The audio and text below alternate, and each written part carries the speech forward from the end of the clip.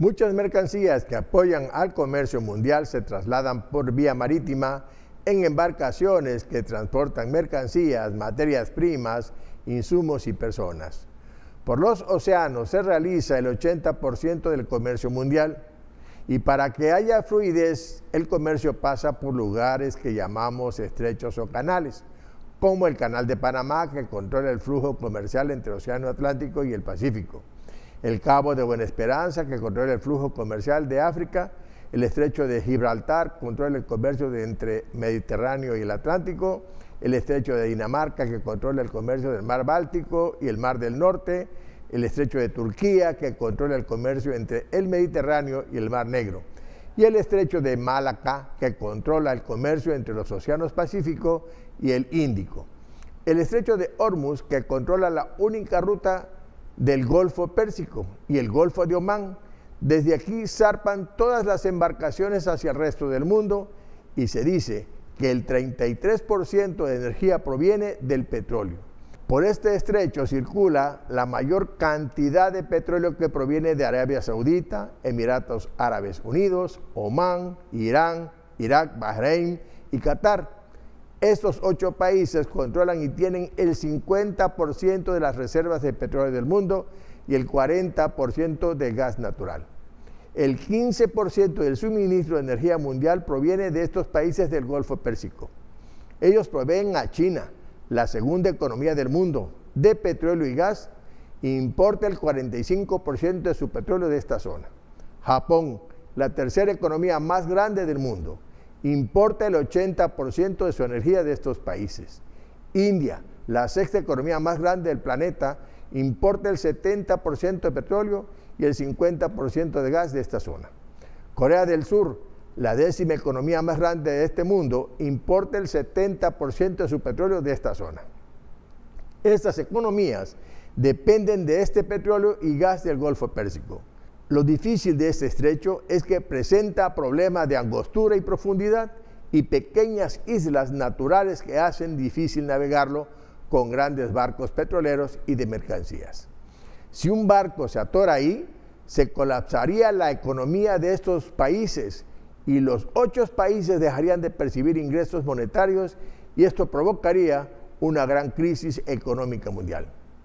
El transporte marítimo, calificado a menudo como el alma del comercio mundial, sigue siendo el modo predominante de transporte internacional de las mercancías y objeto de comercio, y constituye la columna vertebral de las cadenas de suministro mundiales. Esto representa más del 80% del volumen del comercio mundial. Actualmente, alrededor del 90% del comercio mundial se transporta a través de vía marítima. Sin él, no sería posible la importación y exportaciones de mercancías en la escala necesaria para mantener el mundo actual.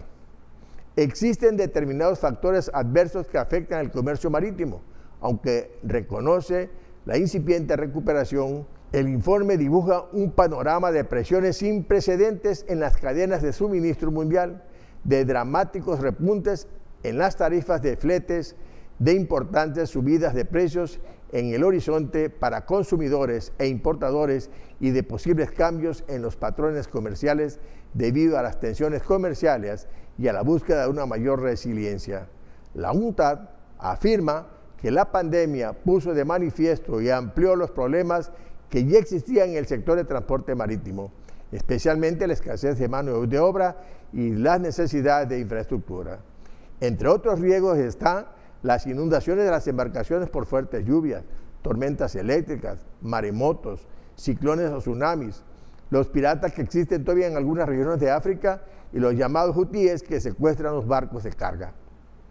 Un canal terrestre importante que surge en estos tiempos es el transísmico, que existe en México, entre la franja más angosta del país, que está en Coatzacoalcos, Veracruz, y Salina Cruz, Oaxaca. Esto también es llamado corredor interoceánico. Se trata de la zona más angosta entre los 2 océanos, el Pacífico y el Atlántico, en su sección del Golfo de México, que posee este país.